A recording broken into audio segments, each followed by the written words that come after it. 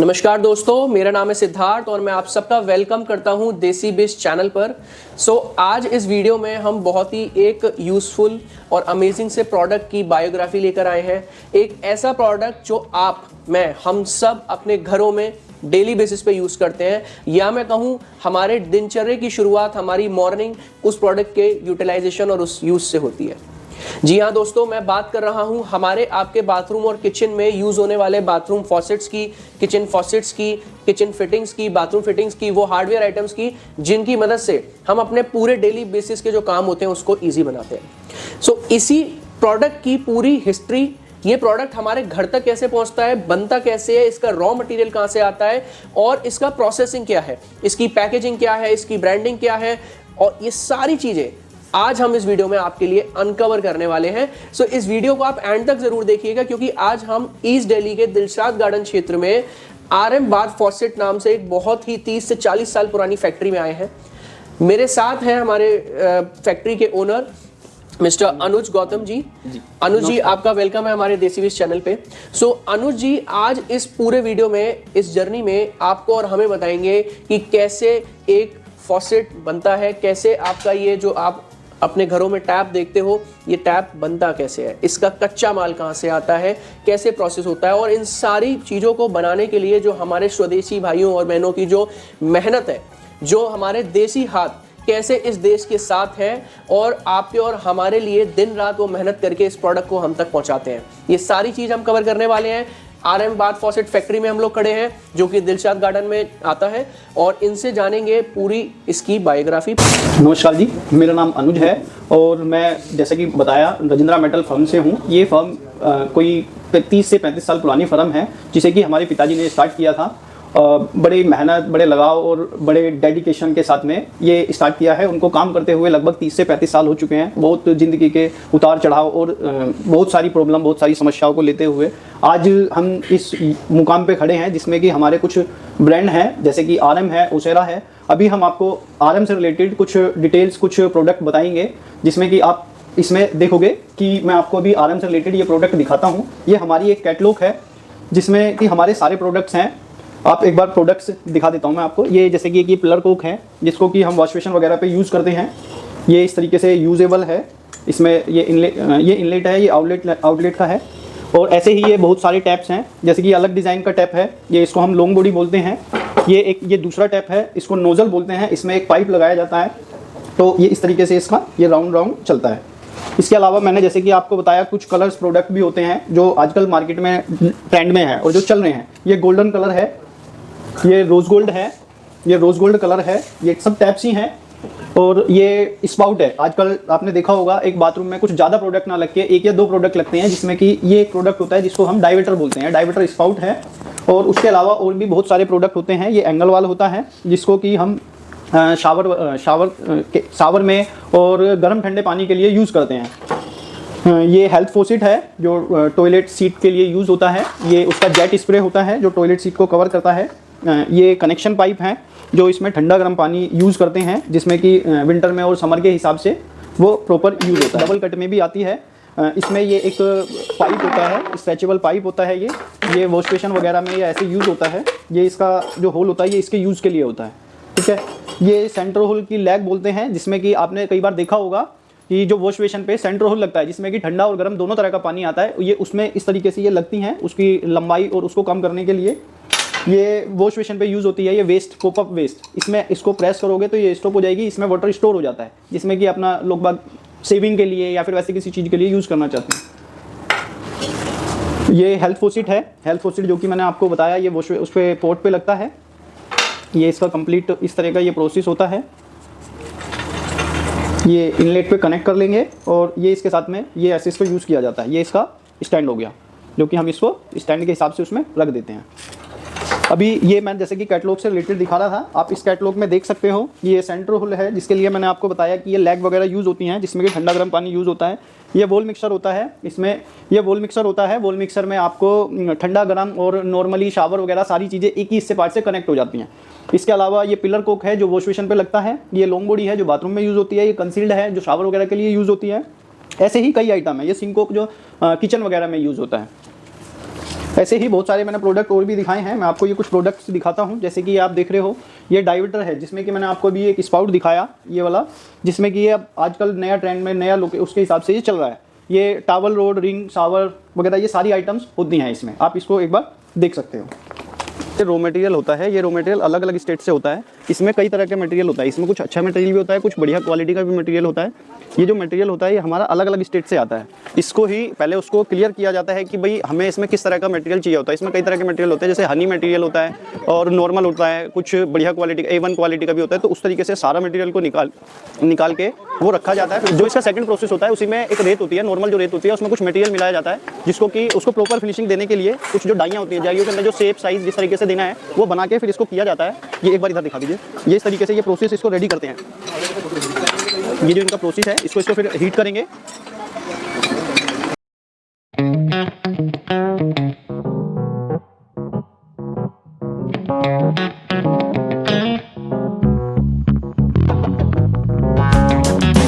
इसके बाद में जो मैं जैसा कि मैंने अभी आपको बताया कि वो फिर उसको क्या नाम है कंप्लीट एक सैंपल साइज में डाल के तैयार किया जाता है। फिर उसके बाद में ये मशीनिंग के लिए चले जाते हैं। ये सारे प्रोडक्ट जो भी हैं इसके छांटने के बाद में, इसको चेक करने के बाद में फिर वो मशीनिंग में चले जाते हैं। जो मटेरियल था रॉ मटेरियल उसको हमने लेने के बाद में फिर उसको भट्टी में बर्न किया जाता है, जिसका कि 800 से 1000 सेल्सियस तक टेम्परेचर होता है। उसको बिल्कुल वाटर बिल्कुल एक पानी की तरह उसको बनाया जाता है। देखो वो आप देख रहे होगे, ये जो अपना डाई है, डाई के अंदर पीस रखे जाते हैं।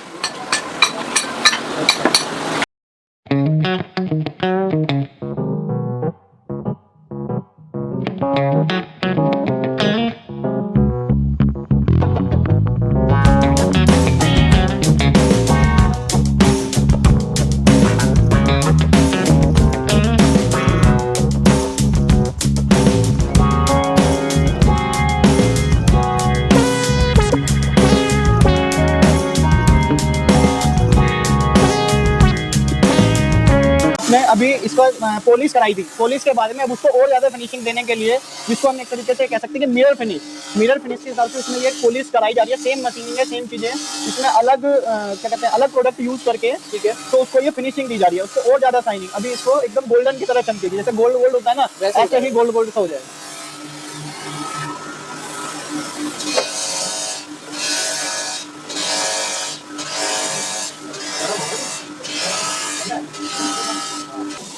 ये देखिए ये नया पीस है, नया डिज़ाइन के हिसाब से। जैसा कि अभी हमने आपको नीचे दिखाया था ना, जैसा कि हमने अभी आपको नीचे दिखाया था,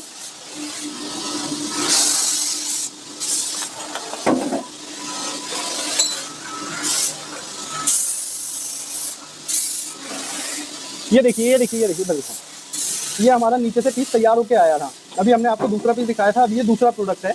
नीचे से तैयार होकर आ गया, ये वाली थ्रेडिंग हो गई, ये थ्रेडिंग हो गई और ये थ्रेडिंग हो गई। ये किसी को अलग से डिमांड है, अलग डिज़ाइन है, तो ये हमने इस तरह का ये देना है। अभी ये आने के बाद में इस पर फिनिशिंग की गई है, वो फिनिशिंग इस तरह की है। ये देखिए, ये इसमें अभी आधी फिनिशिंग हो चुकी है, आधी इसमें अभी नहीं हुई है। अभी इसके बाद में ये मशीनें हैं जिनकी हेल्प से हम ये फिनिशिंग कर रहे हैं। आपको लास्ट प्रोसेस दिखाया कि वहाँ पे अपनी कास्टिंग और वो होती है। फिर उसके बाद में हमारी मैन्युफैक्चरिंग यूनिट है, और मैं आपको मैन्युफैक्चरिंग यूनिट दिखा देता हूँ।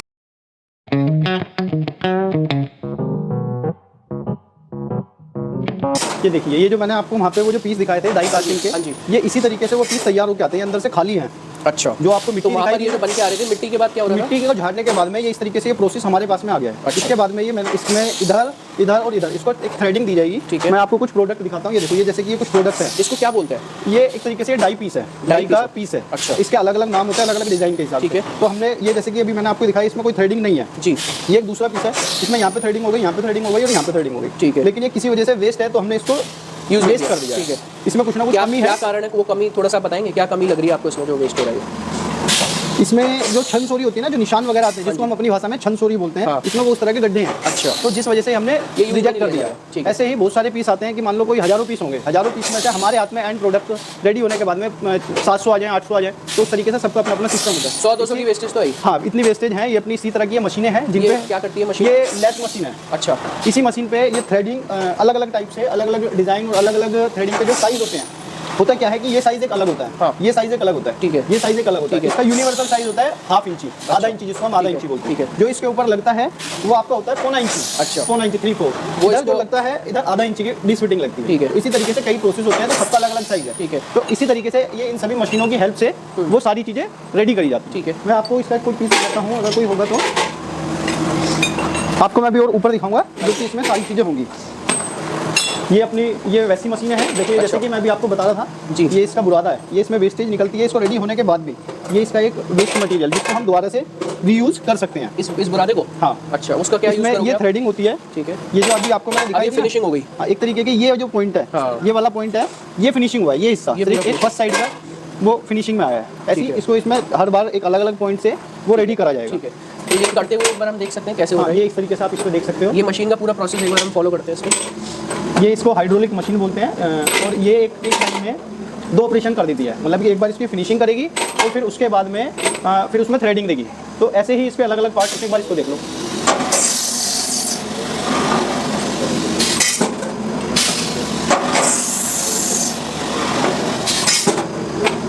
अभी एक बार इधर भी दिखा दो, 2 पीस इधर करके दिखा दूंगा। ये इसको जब इसको हमने कंप्लीट किया है तो इसमें कई तरह के प्रोडक्ट ऐसे होते हैं कि जैसे कि मान लो ये इसकी हाइट कम है तो हमने इसका फोकस सेट करना पड़ता है। इसके अलावा अभी ये पीस था, ये जैसे कि ये पीस था, इसकी हाइट ज़्यादा थी तो हमने इसको प्रॉपर उस तरीके से सेट करना पड़ता है। तो अभी मैं आपको ये एक पीस दिखा रहा हूँ जिसमें कि हम अभी अपनी एक ब्रांडिंग कर रहे हैं।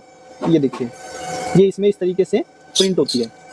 लेजर के थ्रू है ये? हाँ, ये लेज़र के थ्रू है, इसको लेज़र मशीन बोलते हैं। इसमें हम अलग अलग तरह के अलग अलग डिज़ाइन के हिसाब से उस तरीके से ब्रांडिंग कर लेते हैं। इसके बाद में हम आपको एक नई चीज़ें दिखाने की कोशिश करेंगे कि ये हमने आपको एक सिस्टम बताया कि ये चीज़ें हैं, इनका ये नाम है। अभी हम इसको दोबारा से एक प्रॉपर स्टार्ट फर्स्ट पॉइंट से लास्ट पॉइंट तक, एंड पॉइंट तक एक बार दोबारा दिखाने की कोशिश करेंगे। आइए चलो अब हम आपको वहाँ दिखाते हैं। ये प्रोसेस है, वो सेम प्रोसेस है जो इधर हो रहा है, थ्रेडिंग हो रही है। ये थ्रेडिंग होगी इसमें। ये देखो अभी इसको ये फिनिशिंग आ गई ऊपर से जी। ये एक बार एक सेकंड रुकिए, ये देखो ये फिनिशिंग दिख रही है ना आपको, एक बार इधर करियो। ये देखो ये इसकी फिनिशिंग आ गई ना, एक बारी में ये फिनिशिंग हुई है और अभी इस पे थ्रेडिंग आ जाएगी।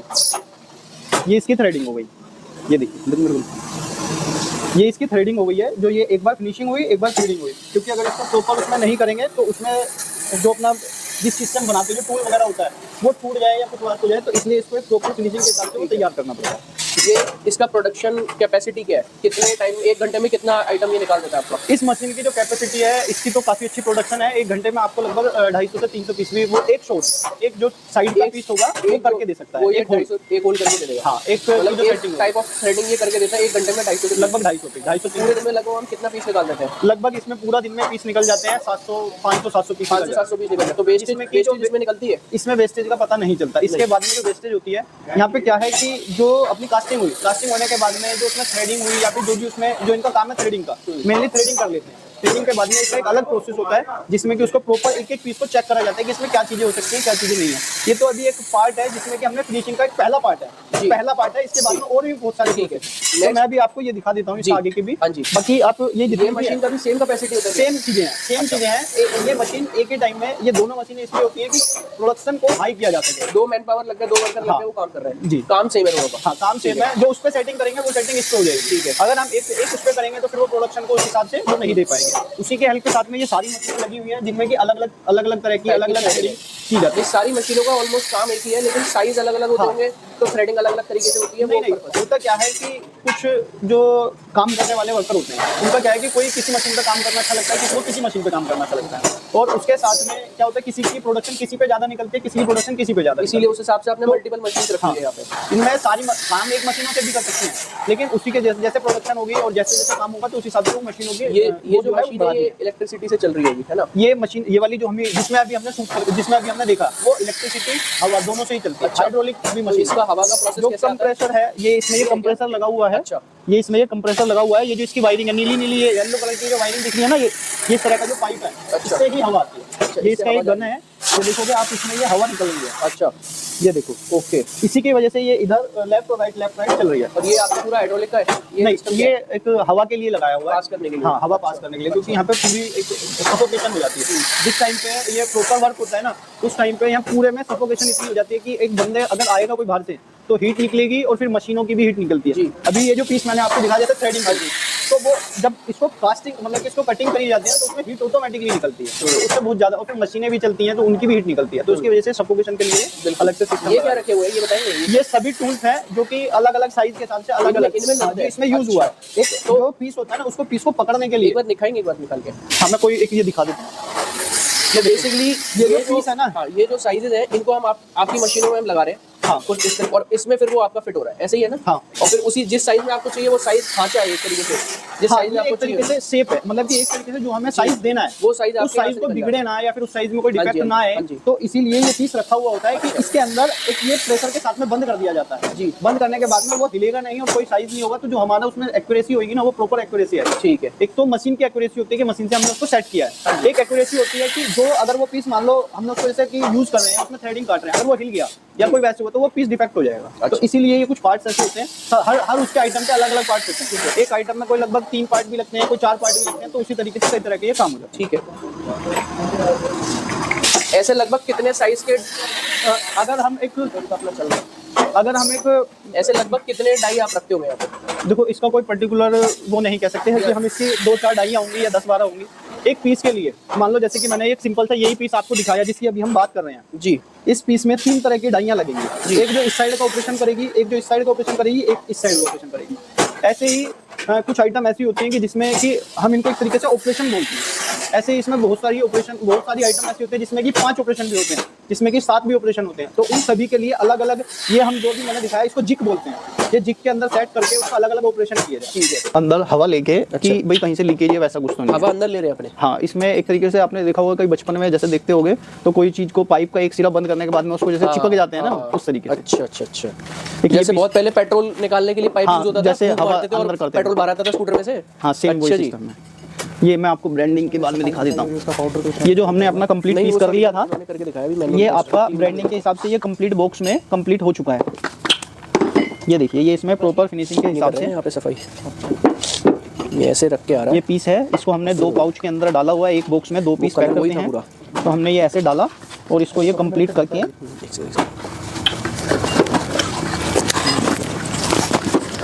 ये लेबलिंग MRP लेबल और कोई किस मंथ का है, किस उसकी यूनिट है, तो इस तरीके से हमने इसको प्रोडक्ट को रेडी करके बॉक्स में पैक कर दिया। फिर उसके बाद में ये अपना पैकिंग होती है पूरी प्रॉपर, तो उसके बाद में फिर ये मार्केट में सेल हो जाता है।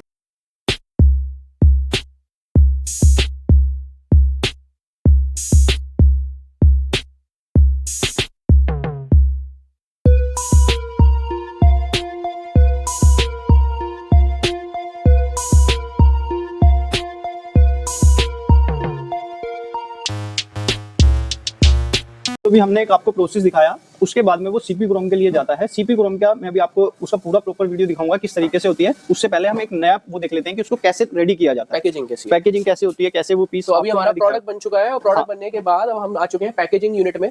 सो अब हम देखेंगे ये जो फॉसेट है ये पैकेज कैसे होते हैं और पैकेज के बाद आपके घरों तक आते हैं। आपने अभी तक जब भी कभी इन फॉसेट्स को देखा होगा, आपने ऑनलाइन बुक किया होगा, आपने अपने पास के प्लम्बर शॉप से इसको लिया होगा जो इन सब आइटम्स को सेल करते हैं, या होलसेलर से लिया होगा। लेकिन आज हम लोग आए हैं एक ऐसी फैक्ट्री में जहां हमें देखने को मिल रहा है कि कैसे हमारे देसी लोगों के देसी हाथ इस फॉसेट को बनाने में अपनी पूरी एनर्जी लगा देते हैं, अपना पूरा जीवन लगा देते हैं, और वो फॉसेट हमारे घर पे एक पैकेजिंग में आता है। तो आइए देखते हैं कि आखिर ये पैकेजिंग होती कैसे है। प्लीज ये देखिए, जैसे कि मैंने आपको बताया, वहाँ से वो प्रॉपर फिनिशिंग के बाद में इस तरीके से ये किसी भी तरह का एक ग्लव्स होता है, एक इसको पैकेज या पाउच बोल सकते हैं, उसके अंदर ये पीस डाले जाते हैं ताकि इस पे कोई स्क्रैच वगैरह ना लगे, टचिंग वगैरह ना हो। एक इसको मतलब कि एक प्रॉपर सेफ्टी के साथ में रखा जाता है। कहीं भी जाएगा, कहीं भी आएगा, तो उस तरीके से जब ये सीपी क्रोम के लिए जाएगा तो फिर उसका वो प्रोडक्ट सेम इसी तरीके से जाता है, और वहाँ से आएगा तो भी इसी तरीके से आएगा। ये आपका सीपी क्रोम वाला पीस दिखा रहा हूँ मैं आपको, जो ये सीपी क्रोम होके आया हुआ है। ठीक है। आप ये बिल्कुल एक प्रॉपर फिनिश प्रोडक्ट है जिसमें कि इसमें हमें अलग अलग प्रोडक्ट हम ये इसका पिलर कोक है, ये इसका टोल पिलर कोक है जो वॉश बेसिन के लिए इस्तेमाल होता है। वॉश बेसिन में बेसिकली ये वॉश बेसिन पे ही यूज होता है। अच्छा, अभी ये इनकम्प्लीट प्रोडक्ट है, अभी इसके साथ में कुछ और प्रोडक्ट लगेंगे जो कि मैं आपको कुछ लगा के दिखा रहा हूँ ताकि ये जैसे कि आपको समझ में आ पाएगा हमारी ऑडियंस को कि एग्जैक्टली ये यूज कैसे हो रहा है। देखो ठीक, हाँ, जो मतलब ताकि आप ये इस चीज को अच्छे से समझ पाए कि ये प्रोडक्ट को बनाने के लिए ना कि हमें कंप्लीट मिल जाता है वो इजी है, लेकिन एक जो प्रोसेस होता है, प्रोसेस और मेहनत, हाँ, जो प्रोसेस और मेहनत है वो मैं आपको दिखाते हुए एक नॉर्मली फिट करके दिखा रहा हूँ कि एक जब तक एंड प्रोडक्ट होता है फिर हमारे पास में आता है उस तरीके से क्या वो होगा। ये अपना पीस है, इसके अंदर ये दो पार्ट में है। ठीक है। दो पार्ट में ये हमने इसको फिक्स किया हुआ है, पहले से एक स्टेप हो चुका है इसके अंदर। अभी ये दूसरा स्टेप है कि ये इसको इस तरीके से इसमें जॉइंट कर लिया है। ठीक है। ये जॉइंट होने के बाद में मैं आपको एक बार पीस दिखा देता हूँ।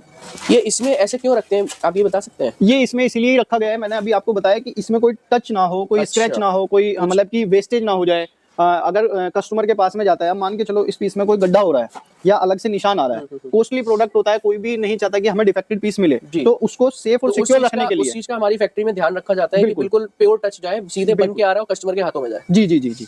जिस चीज को मैं जैसे कि अभी आपको बताया, इसको सब चीजों को अलग अलग सेपरेट रखा जाता है और इसको रेडी करने के बाद में एक अलग सिस्टम से तैयार किया जाता है। मैं आपको ये पीस, अभी ये तीन पीस पार्ट में था, single part, second and then this. ये एक मटेरियल, एक ग्लू लगा के, या फिर ये कह लो कि जिसको हम एरारेट बोलते हैं, जो एक बार लगाने के बाद में बिल्कुल फिक्स कर देती है। अच्छा। नो लीकेज, पानी की कोई वो नहीं होगी। क्या होता है वो, क्या नाम है? एरारेट बोलते हैं उसको। एरारेट वो फैक्ट्रियों में यूज होता है या नहीं, फैक्ट्रियों में भी यूज होता है और ज्यादातर आपने देखा होगा लीकेज हो रहा है किसी के, तो एरारेट नहीं, उसको घर में नहीं यूज कर सकते। एक होता क्या है कि आपने देखा होगा जब कभी लोग बाग पत्थर वगैरह लगवाते हैं घरों में, तो उसमें एक वो बनाई जाती है स्टेप। स्टेप में ज्यादातर एरारेट यूज करते हैं। अच्छा। क्योंकि वो एक बार यूज करने के बाद में बिल्कुल हार्ड हो जाती है, फिर आप उसको इतना इजीली नहीं खोल सकते। ओके। तो इसलिए इसको एक फिक्स किया जाता है ताकि इसमें ना तो लीकेज हो और ना ही कभी ये फ्यूचर में कोई दिक्कत आए। ठीक है। ठीक है, अभी मैं आपको ये पीस दिखा देता हूँ जी। ये अपना जो पीस था, ये एक पार्ट ये हमने जोड़ लिया, दूसरा जोड़ लिया, तीसरा जोड़ लिया। अभी हमने ये एक इंपोर्टेड डिस्क है, ये चाइना से आती थी। अच्छा। पहले ये चाइना से आती थी, इसका अलग अलग वेट होता है, अलग अलग साइज होता है, अलग अलग पार्ट्स होते हैं। मैं आपको इसके कुछ और भी पार्ट्स दिखाता हूँ, ये देखिए।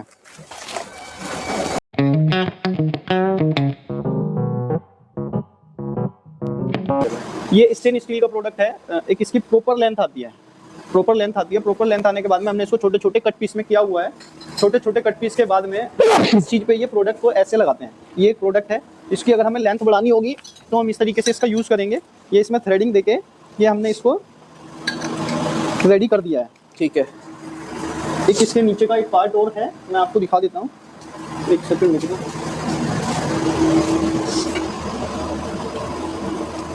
ये देखो, ये आपका इनकम्प्लीट प्रोडक्ट है। अगर हम आप इसको प्रॉपर सेट करते हैं तो फिर इसके रिप्लेस में ये आ जाता है। ठीक है। इस तरीके से ये कह सकते हो कि ये अपना एक प्रोडक्ट, कंप्लीट प्रोडक्ट है, लेकिन ये किसी तरीके से वेस्ट था या सैंपल में रखा हुआ है हमने, ताकि हम इससे डिजाइन और साइज और एक्यूरेसी बढ़ा सकें। इसको हमने कई पार्ट में नाम दिया हुआ है। ये भी हमारा 12 इंची हम पिलर कोक बोलते हैं। इसको हम 6 भी कर लेते हैं काट के और इसको 9 भी कर लेते हैं, लेकिन प्रोसेस सब कुछ सेम रहता है। ठीक है।